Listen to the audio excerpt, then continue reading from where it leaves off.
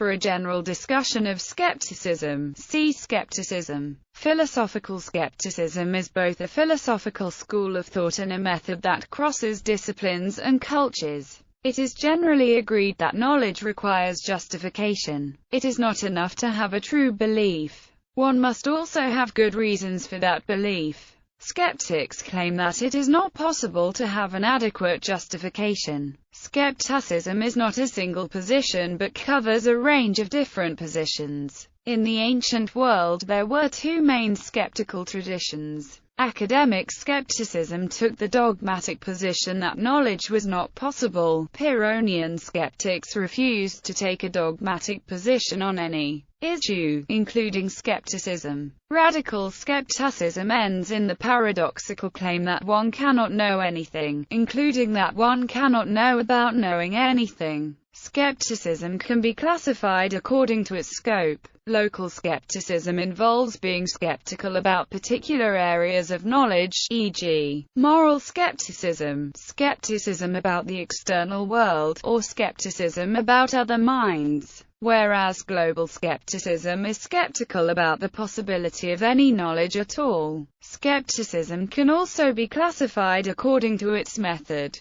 In the Western tradition there are two basic approaches to skepticism. Cartesian skepticism, named somewhat misleadingly after René Descartes, who was not a skeptic but used some traditional skeptical arguments in his meditations to help establish his rationalist approach to knowledge. Attempts to show that any proposed knowledge claim can be doubted. Agrippan skepticism focuses on the process of justification rather than the possibility of doubt.